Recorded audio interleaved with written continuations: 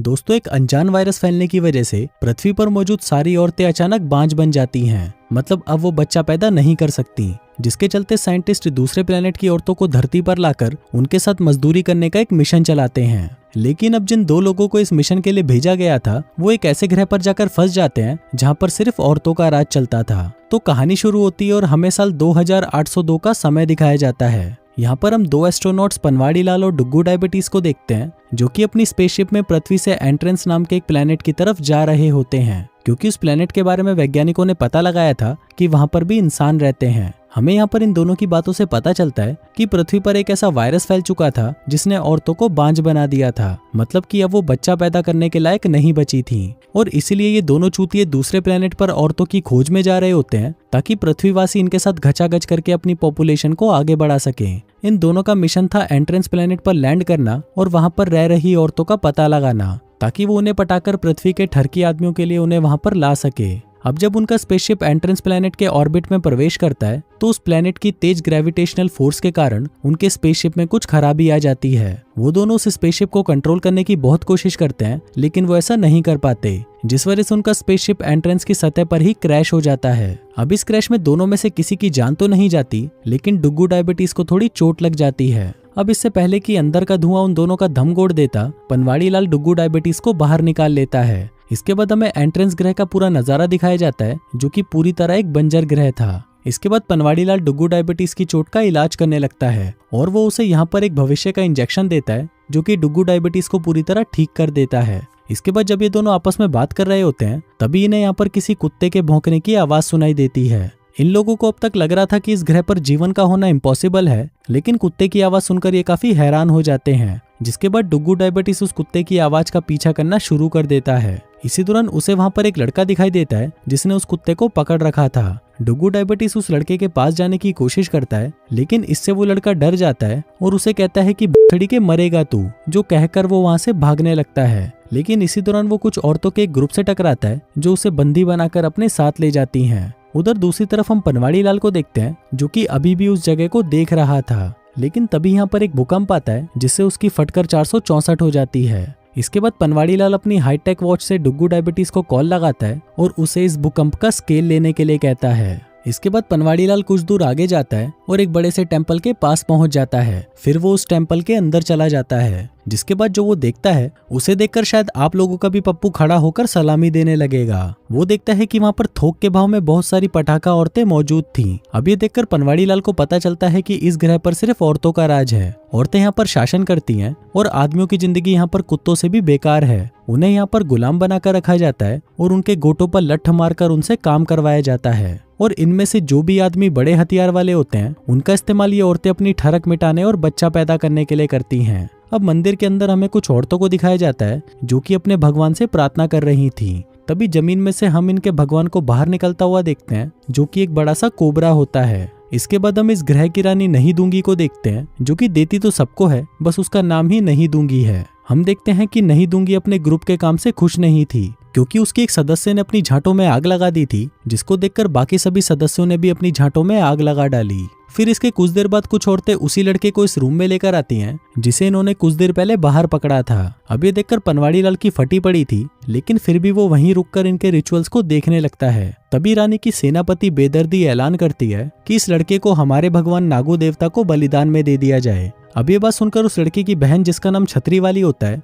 वो यहाँ पर नहीं दूंगी और उसके ग्रुप की औरतों से लड़ने लगती है। यहाँ पर हमें ये भी पता चलता है कि इस टेम्पल की औरतें 2 ग्रुप में बटी हुई हैं, जिसमें पहले वो होती हैं जो बेदर्दी के लिए काम करती हैं और दूसरी वो होती हैं जो नहीं दूंगी यानी महारानी के लिए काम करती हैं। अब छतरी वाली अकेली यहाँ पर अपने भाई के लिए लड़ रही होती है, जिस दौरान नागू देवता भी यहाँ पर इन पर हमला कर देता है और ग्रुप की एक औरत को निगल जाता है। अब बेदर्दी इससे काफी गुस्सा हो जाती है और वो अपने ग्रुप की औरतों से छतरी वाली को पकड़ने के लिए कहती हैं, लेकिन यहाँ पर नहीं दूंगी उसे रोक देती है और कहती है कि ये तो सिर्फ उसका सेल्फ डिफेंस था। इस पर बेदर्दी कहती है कि छड़ी की कौन सा सेल्फ डिफेंस, मुझे वो छतरी वाली अभी दे दे, नहीं तो मैं तेरी गुफा में आग लगा दूंगी। अभी दोनों छिनाले यहाँ पर आपस में बहस करने लगती हैं, लेकिन वही पनवाड़ी लाल जो एक कोने में छुपा ये सब देख रहा था, अचानक उसे उसके दोस्त की कॉल आ जाती है। तभी ये सारी औरतें पनवाड़ी लाल को देख लेती हैं, जिसके बाद बेदर्दी अपनी औरतों को पनवाड़ी लाल को पकड़ने का आदेश दे देती है। लेकिन तभी यहाँ पर पनवाड़ी लाल अपनी दिवाली वाली बंदूक का इस्तेमाल करते हुए यहाँ से भागने की कोशिश करता है।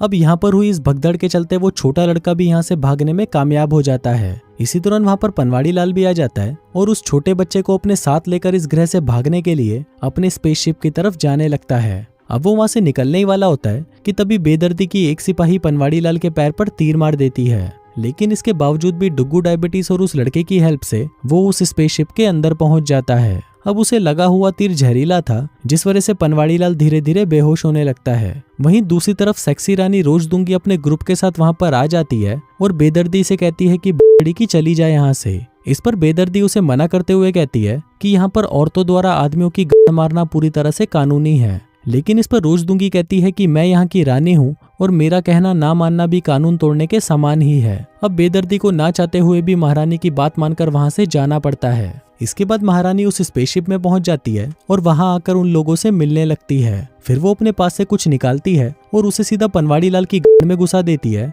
जिससे पनवाड़ी लाल की जान बच जाती है। तभी सीन यहाँ पर शिफ्ट होता है और हम पनवाड़ी लाल और डुग्गू डायबिटीज को देखते हैं, जो कि महारानी के महल में सोकर उठते हैं। तभी डुग्गू डायबिटीज पनवाड़ी लाल से कहता है कि मुझे गुप्त सूत्रों से पता चला है कि ये ग्रह मर रहा है और इस ग्रह पर इतने भूकंप आने वाले हैं कि अब इस ग्रह के पास सिर्फ 2 ही महीने बचे हैं, जिसके बाद ये ग्रह पूरी तरह से खत्म हो जाएगा। इसके बाद पनवाड़ी लाल को पूछताछ के लिए महारानी रोज दूंगी के पास लाया जाता है। फिर वो यहाँ पर महारानी को अपने बारे में बताता है और कहता है कि मैं पृथ्वी ग्रह से हूँ। वो महारानी को बताता है कि आपके ग्रह के लोग भी पृथ्वी ग्रह के ही वंशज हैं। वो कहता है कि लगभग 1000 साल पहले कुछ लोगों को एक भांग भोसड़े के लिए इस ग्रह पर भेजा गया था। अब उन चूतियों ने लगभग 100 सालों तक तो अपने कामों की जानकारी पृथ्वी पर दी, लेकिन फिर इसके बाद उन लोगों को लगा कि यहीं पर रहना बेस्ट है, बस खाओ पियो और मजदूरी करो, जिस वजह से यहाँ की पॉपुलेशन बढ़ती चली गई। अब उसकी ये कहानी सुनकर महारानी रोज दूंगी काफी हैरान हो जाती है, लेकिन महारानी को फिर भी पनवाड़ी लाल की बातों पर विश्वास हो जाता है, क्योंकि महारानी के पूर्वजों ने भी उन्हें पृथ्वी ग्रह के बारे में यही बताया था। अब इन दोनों की बातों के दौरान महारानी उसे बेदर्दी के बारे में बताने लगती है और कहती है कि बेदर्दी 1 नंबर की छिनाल है। वो एक चूतिए से शाही परिवार का हिस्सा है जो सोचती है कि एक दिन वो भी महारानी बनेगी, लेकिन उसकी हरकतों की वजह से उसे महारानी नहीं बनाया गया, जिसके कारण अब वो अपने लोगों को इकट्ठा कर रही है ताकि वो अपने बल पर सिंहासन को हथिया सके। और जो उसके पास वो बड़ा सा सांप है वो कोई भगवान नहीं बल्कि ऐसे ही बकचोदी है।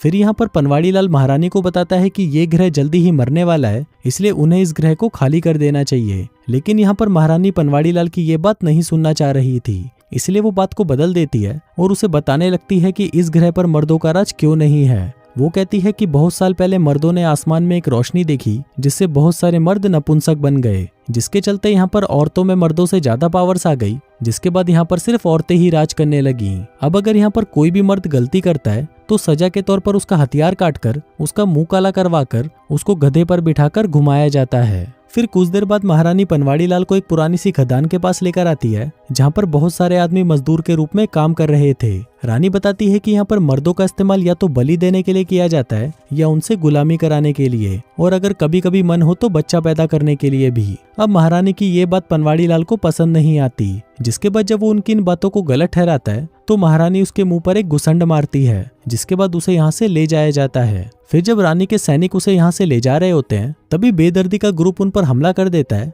और वो लोग महारानी के सभी सैनिकों को मार देते हैं और इस घमासान लड़ाई में छतरी वाली भी मारी जाती है। इसके बाद पनवाड़ी लाल को बेदर्दी के पास ले जाया जाता है, जहां बेदर्दी उसे अपने ग्रुप में ज्वाइन होने के लिए कहती है, लेकिन पनवाड़ी लाल उसे साफ मना कर देता है। अभी सुनने के बाद बेदर्दी पनवाड़ी लाल पर हमला कर देती है और इससे पहले कि वो उसे जान से मारती, वहां पर महारानी डुग्गू डायबिटीज और उनके कुछ साथी पहुंच जाते हैं। अब यहाँ पर बेदर्दी रानी से भी लड़ने की कोशिश करती है, लेकिन तभी महारानी उसके मुंह पर एक जोर का घुसंड पिलाती है, जिससे बेदर्दी वहीं पर बेहोश हो जाती है। जिसके बाद ये लोग यहाँ की सुरंगों से होते हुए यहाँ से बाहर निकलने लगते हैं। तभी डुग्गू डायबिटीज पनवाड़ी लाल से कहता है कि अब हमारे पास पहले की बजाय और भी कम टाइम बचा है, इसलिए अब हमें जल्दी से जल्दी इस प्लेनेट से निकलना होगा। अब उनकी ये बातें महारानी रोज दूंगी भी सुन रही होती है, जिसके बाद वो अपने गले का एक लॉकेट निकालती है, जिसके अंदर एक बहुत ही खास पदार्थ होता है। महारानी कहती है कि ये पदार्थ उसी जगह का है जहाँ पर 1000 साल पहले वो स्पेसशिप लैंड हुआ था। अब ये बात सुनकर वो दोनों खुश हो जाते हैं, क्योंकि अगर किसी तरह वो लोग वहां पर पहुंच गए और उनके पुराने जहाज को फिर से शुरू कर लिया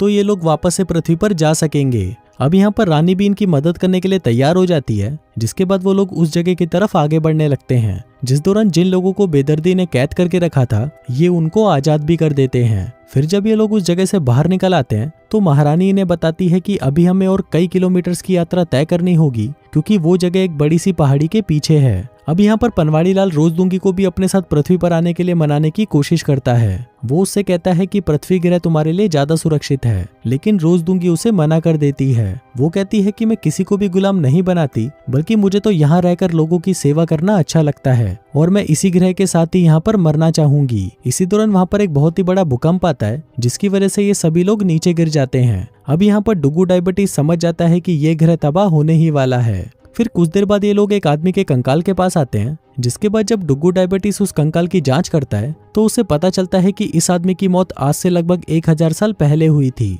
और ये तब का कंकाल है जब पृथ्वी से लोग यहाँ पर आए होंगे। अब यहाँ पर वो ये भी बताता है कि कई साल पहले यहाँ पर एक बहुत ही बड़ा धमाका हुआ था जिसमें कई लोग मारे गए थे। अब ये सुनकर महारानी भी समझ जाती है कि ये वही रोशनी होगी जिससे सारे आदमी नपुंसक बन गए थे। अब पनवाड़ी लाल रोजदूंगी को फिर से यहाँ से पृथ्वी पर चलने के लिए कहता है, जिसके बाद ये सभी लोग उस जगह पर पहुंच जाते हैं जिसका नाम था चूचीस्तान और उन्हें यहाँ पर वो बड़ा सा स्पेसशिप भी मिल जाता है। लेकिन तभी वहाँ पर बेदर्दी और उसकी छिनाल औरतों का ग्रुप भी वहाँ पर पहुंच जाता है। अब ये दोनों ग्रुप में कुत्तियों की तरह आपस में लड़ाई होने लगती है, जिस दौरान पनवाड़ी लाल अपनी दिवाली वाली बंदूक के इस्तेमाल से ज्यादातर छिनालों को मार गिराता है, जिसके बाद अब बेदर्दी ही जिंदा बची थी। वो यहाँ पर महारानी रोजदूंगी को लड़ने की चुनौती देती है, जिस पर महारानी भी उसे हाँ कर देती है। इसके बाद इन दोनों के बीच में लड़ाई होने लगती है। अब क्योंकि महारानी बेदर्दी से ज्यादा ताकतवर थी इसलिए वो उसे कुत्ते की तरह मारती है, पर वहीं बेदर्दी भी कहाँ हार मानने वाली थी और वो एक चाकू लेकर तेजी से महारानी पर हमला करने आती है। लेकिन तभी पनवाड़ी लाल अपनी गन से उसे शूट कर देता है, जिससे बेदर्दी वहीं मारी जाती है।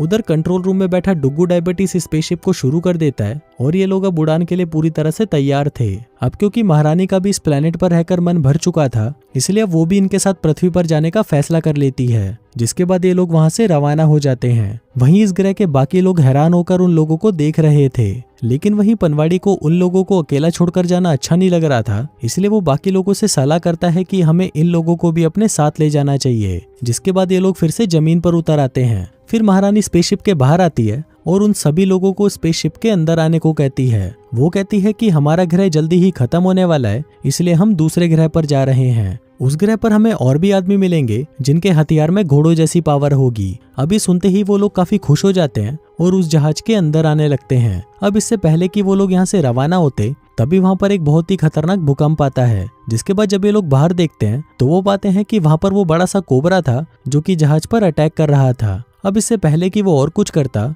डुगू डायबिटीज स्पेसशिप को शुरू कर देता है, जिससे निकलने वाली आग से वो कोबरा मारा जाता है। अब फाइनली ये लोग इस ग्रह को छोड़कर पृथ्वी की तरफ निकल जाते हैं और इसी के साथ ही ये कहानी यहीं खत्म हो जाती है।